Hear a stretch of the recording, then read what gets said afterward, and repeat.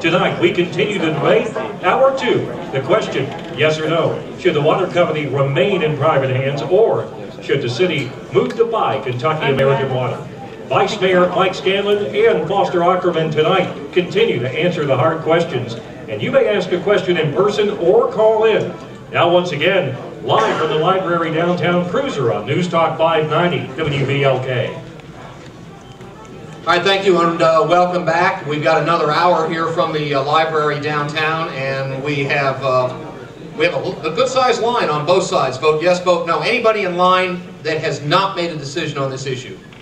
I don't think so, but I thought I'd ask. Everybody's is there anybody here that is undecided? Okay, we got one. All right, we got a couple. Feel free to ask a question. We got one in line, and we'll get to someone who's undecided here in just a few moments. But our next questioner for Vice Mayor Mike Scanlon, who's advocating for the vote no side, and Foster Ackerman Jr., who is advocating for the vote yes side, is a young lady who won the vote no side with a question tonight. Your name, please, and your question. My name is Ann, and my question is, as a ratepayer of Kentucky American, I've been a customer for several years. I have, every day, good water. I know that it's regulated, so if there is a rate request or if there is something going on, that there's the PSC to back it up.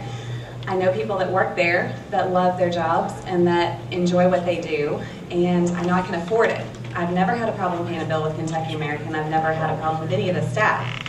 And what I've seen regarding water in Lexington is that there are, we talked about the safety with stormwater. There are also fines that are associated with the management of it with the EPA. And so it would make sense that if I've had a good experience with Kentucky American in the past, we made the point that it's going to continue.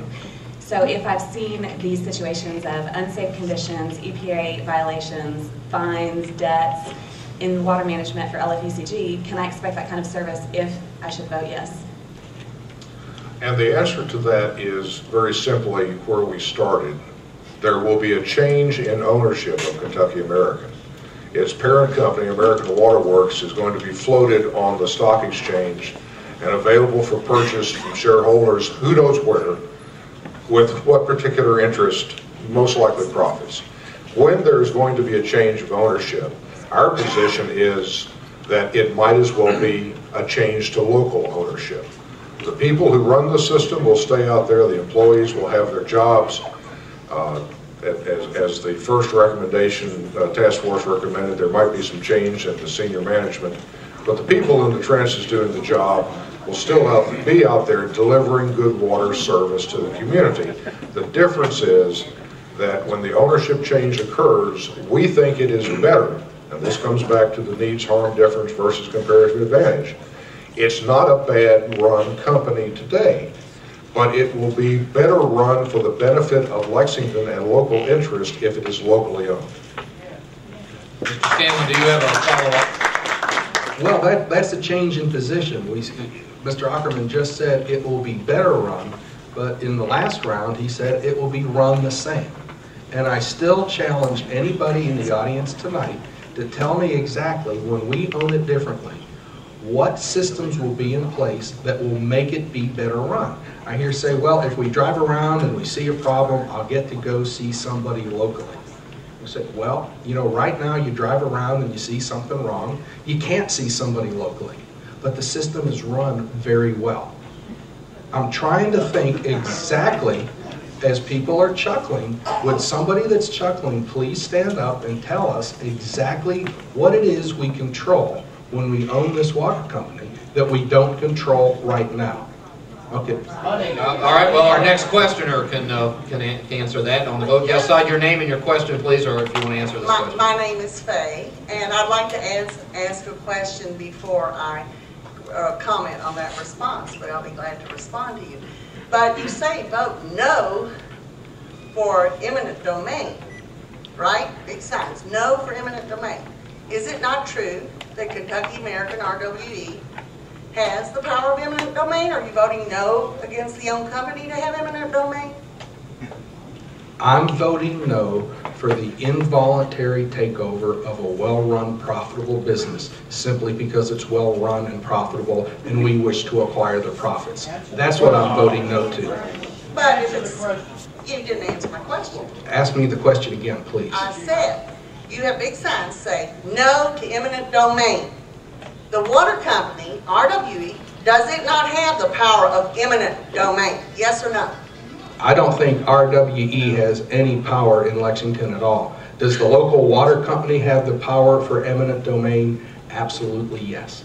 So you're voting no for them to have eminent domain? I think what we're doing is playing a word game to confuse the issue. I thought eminent domain was a government exercises eminent domain. Companies don't really exercise. Under the statutes, the utility companies have a derivative power of eminent domain through the government. Okay. But let's not get lost in word games. Well, let me Just get a to my minute. next point. Let him finish, Vane, and we'll let you respond. When I say vote no to eminent domain, I understand the question on the ballot is essentially, should the government use its power of eminent domain?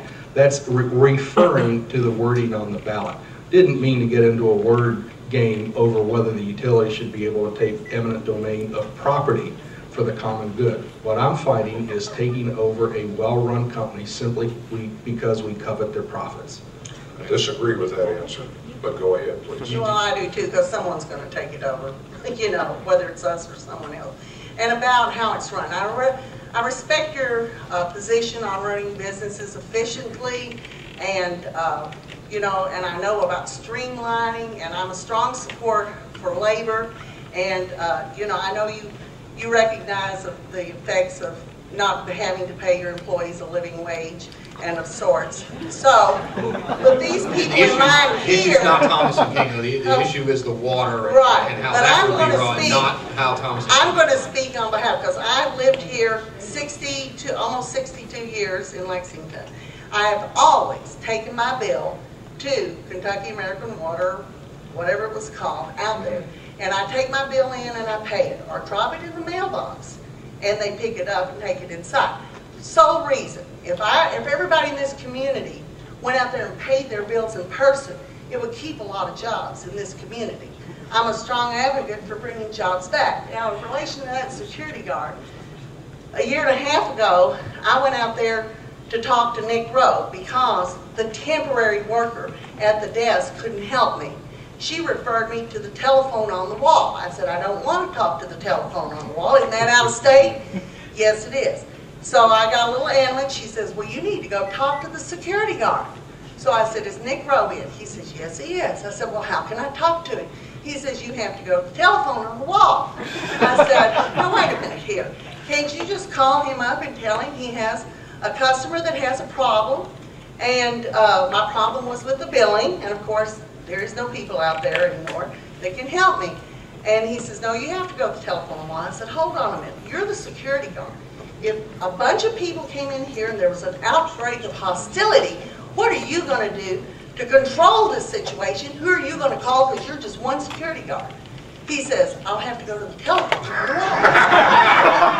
I never did get to see Nick Rowe. Hi, Nick. I'm glad to finally He's see here you. tonight. You guys can share a sandwich and I'm glad to finally some see water. you.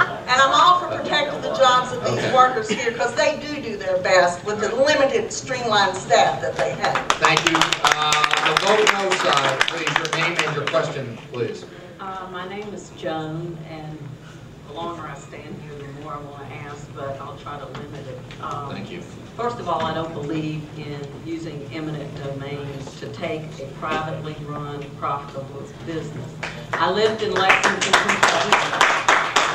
I'm a citizen of the United States, and I believe in free enterprise. I lived in Lexington for about 6 years. The last several years of which the government services got worse and worse and worse. And fortunately, about a year and a half ago, I moved to Woodford County. But I can't get away from the Lexington bad urban county government. Where do I go to vote? I don't want these people running my water company. I'm perfectly happy with it. The service is wonderful. I have no complaints. Okay. My only complaint is the urban county government. Mr. Ackerman, how do you allay her fears or others who say that the city's not competent in running the business that they have on the docket now?